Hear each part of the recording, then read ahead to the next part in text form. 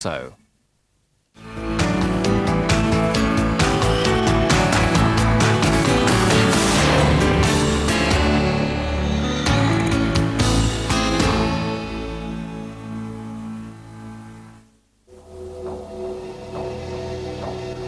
The earliest known settlement in the Kelso area wasn't built on flat land by the river as you'd expect.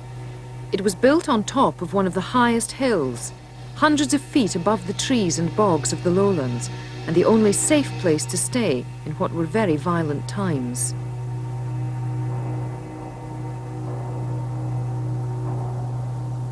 The hundreds of Iron Age huts which can still be seen in the hill fort on top of Hunham Law are the real starting point in the story of Kelso. Kelso is 50 miles southeast of Edinburgh, over the Moorfoot and Lammermuir hills and in the valley of the River Tweed. From Hunham Law, the earliest settlers would have looked 20 miles across the densely wooded landscape to their nearest neighbours, probably enemies, on the Eildon Hills to the north. Here too, extensive Iron Age remains have been found. Hundreds of people lived in these forts, defended by high walls of stone and earth.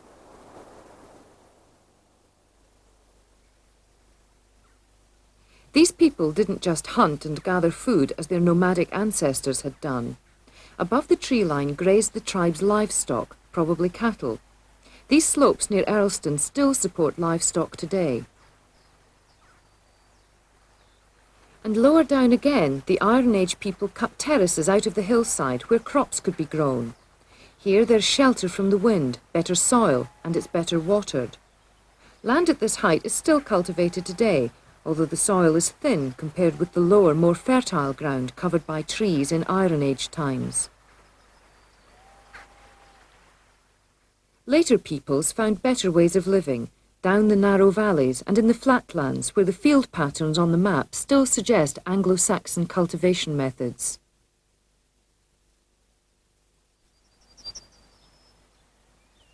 They had the tools to fell trees and grow crops in the rich level soils around the various tributaries of the River Tweed. This ancient kirk at Linton is on the site of an Anglo-Saxon community which lived off this land 1300 years ago. The castle here was built in 1721, really as a house rather than a fortified settlement, for the first Duke of Roxburgh. The old castle, Roxburgh Castle, as opposed to here being Fleur's Castle, was very much a fortified settlement, and the site that it was on was obviously a very important one strategically in the area, being placed as it was. It had the Teviot on one side of it and the Tweed on either side. And that was a defended settlement which was fought over periodically, or fairly regularly, by the English and Scots during the 14th, 15th, 16th centuries. So that was a fortified settlement. It was a very important post, I think, through the marches, being in the middle march, between the English and the Scottish sides of the border. Fleur's Castle, the home of the Duke of Roxburgh, stands on the north bank of the Tweed. The old castle, on a better defended site south of the Tweed, was the first major building in the Kelso area. It was linked to the main road on the north bank by a ford or crossing point. Roxburgh Castle and its dependent town was not only at the junction of two rivers, Teviot and Tweed, but at the junction of two roads. The main north-south road into England and the main east-west road along the Tweed crossed here. It was an obvious site for an abbey, and in the medieval settlement which sprang up between castle and abbey were the seeds of the modern town of Kelso.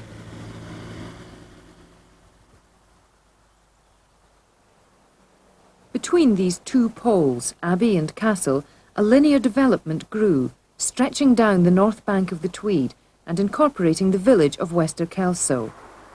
And the abbey brought something else to Kelso, industry, in the shape of a mill. It really goes back to the abbey. In 1128, Kelso Abbey was founded on a site that was obviously good from the point of view of their agriculture and milling, because the abbey needs a mill, and this was the abbey mill.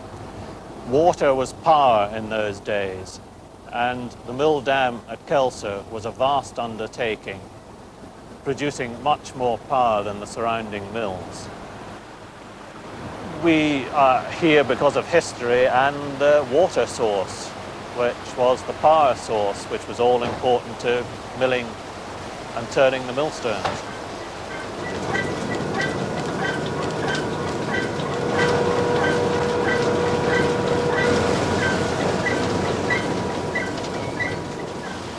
The water power harnessed by the monks was vital to the development of local industries. The monks had to build a vast dam or col which changed the course of the Tweed. The industries created work and attracted people to the town. Kelso was now building on its advantages as a crossroads and a river crossing point to become a manufacturing centre. This is the only industrial enterprise left in the centre of Kelso. Before the war, there had been a distillery, and in fact one of the mill buildings is an old bond store. Middlemas's aerated water factory was next door, but about 10 years ago it ceased to manufacture and is now a supermarket. There was a grain market every Friday in Kelso in the Corn Exchange, which, with better communications, ceased to exist 15 years ago. And that was followed by Berwick Market ceasing as well. With telex, fax and telephone now, there seems to be no need for these local markets. But the markets were in their heyday in the 18th century, and they've left their imprint on modern Kelso. It still looks like a market town, and the evidence isn't too hard to find.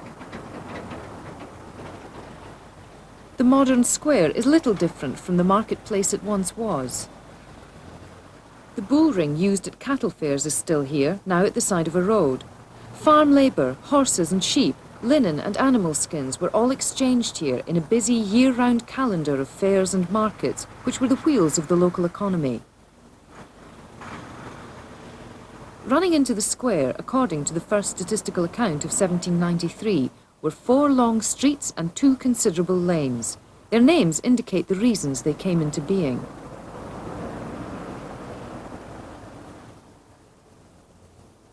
They're still at the heart of Kelso. They're easily identifiable from the air. See if you can find them on the map.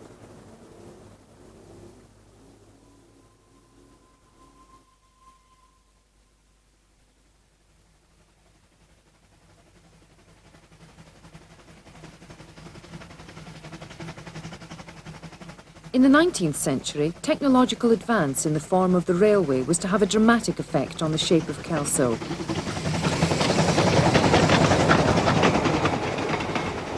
The Waverley Line travelled south from Edinburgh to the borders. Crossing the Tweed, it turned eastwards and headed for the coast.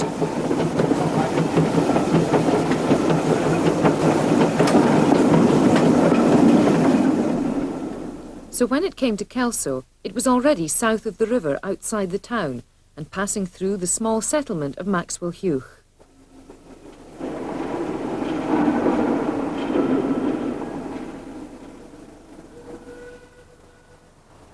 And it was here that the station was built.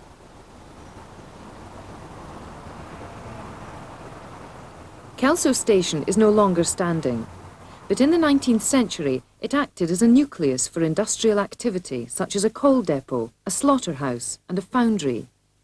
Victorian villas sprang up, expanding the medieval shape of the town, creating the first suburbs along Beaumont Street, parallel to Roxburgh Street, and spreading the town over the bridge south of the river. The abbey, the mill, the medieval markets, the bridge and the railway all helped shape the town which is Kelso today.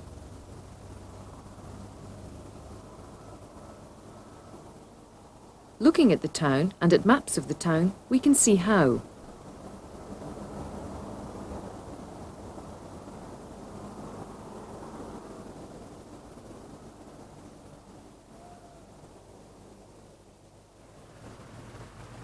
This is Roxburgh Street, the linear development between Castle and Abbey. This house is on the original line of the street. Early last century, the street line was broken when a new building, the one on the left, was set back from the original line to achieve greater privacy. Houses like this, and later Victorian villas, with their insistence on spaciousness and a better setting, were signs of the increasing wealth of the town. This was built as a summer fishing retreat for a local printer who grew rich publishing the early works of his friend Sir Walter Scott. Not all 19th century houses were so grand.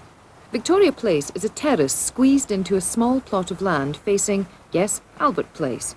A terrace like this was a new idea at the time and is a sure sign of Victorian development.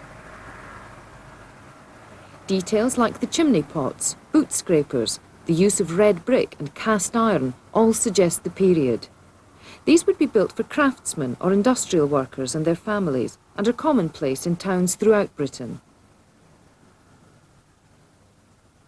The main line of Roxburgh Street hasn't been altered, but the landmark Victorian church there is another sign of increasing wealth and population at this period.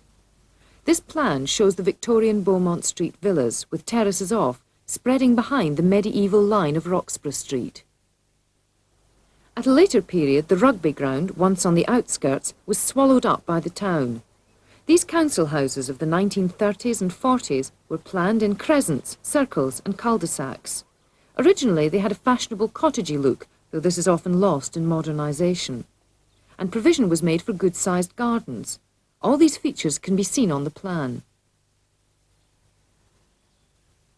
Expansion in the 1960s allowed for shops because the new houses were even further out of town. And street plans became even more informal. More people live in Kelso today than ever before. 100 years ago, people were moving out of the town, looking for work in the cities. But in the 1960s, there was a reverse. Regional development grants brought new companies to the town, and with them, new jobs. By 1971, Kelso's population was at an all-time high. The drift away from the countryside also affected Kelso's role as a market town. James Jeffrey runs the farm at Kersnow, a few miles south of Kelso. As a businessman, Kelso is certainly the centre of the agricultural community in this area for a radius, something covering 15 miles. Now, the character of Kelso town has changed quite considerably since I first knew it in the early 50s. There used to be a corn exchange where all the farmers met regularly on the Friday afternoon, where they did their trading with the cereals, bought and sold hay and straw, fertiliser and feeding stuffs. That day on the Friday, most of the farmers would collect the wages for the farm staff, and the wives would do their shopping for the week. Nowadays, Kelso is more a service town in which we have our agricultural engineers, our abattoir, our chemical firms, and there is a feed grain mill. Farmers don't depend on Kelso as much as they did. There's only one market left nowadays. Now, the industrial estate acts as a growth centre. It was established in the 1960s, where Victorian industries had clustered around the former railway depot.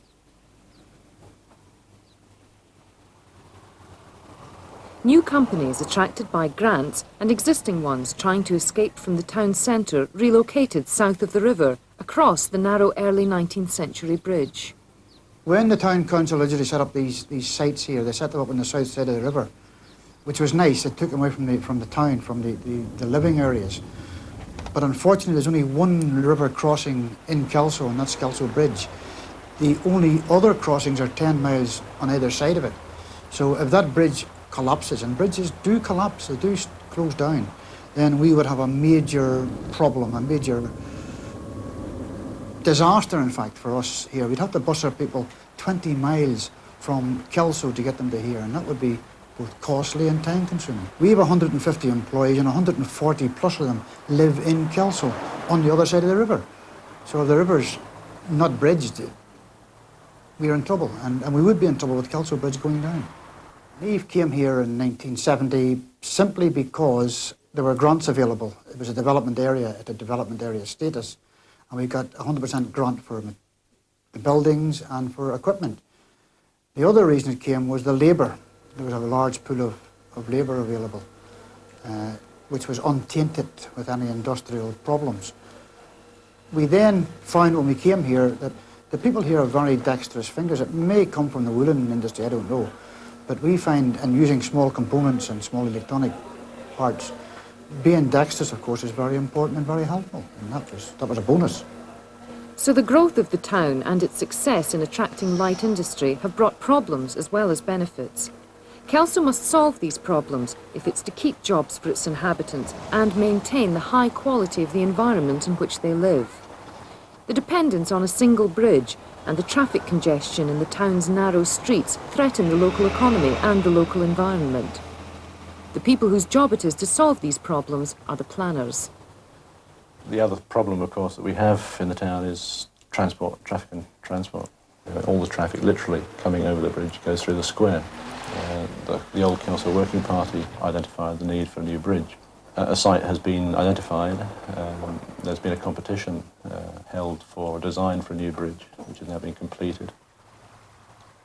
A new bridge would cross the Tweed about half a mile east of the present bridge. Once over the river, the road is planned to follow the path of the old railway line. This runs west along the Tweed and eventually turns south to rejoin the present road. So the new road will keep traffic clear of the town centre, provide a modern bridge over the Tweed, and run close to the industrial estate without using up precious agricultural land. If the infrastructure of Kelso improves in this way, it is likely to stimulate further growth. But can Kelso expand any more? And if so, in which direction? Compared with other towns on the borders, there aren't that many constraints, quite honestly. Compared with the likes of Hawick or Selkirk or Jedburgh, where you have great physical constraints, valley sides that prohibit development in certain directions. That doesn't apply in Kelso, certainly to the north and to the east. Certainly the river forms a major constraint, which runs obviously to the south of the town. The flooding area between the Teviot and the Tweed, the potential for flooding anyway, obviously forms another constraint. To the north of the town you have the racecourse and the golf course, which form a constraint to development in that direction. And to the west you have Roxburgh Estates, Flores Castle, which is obviously a major constraint to the west. Using a constraints diagram like this is one way of trying to understand how a town gets the shape it does. Another way is by using a transect strip. Draw a section on a map or plan of a town. Then fill in land use zones to show the town's development up to the present day. In the future?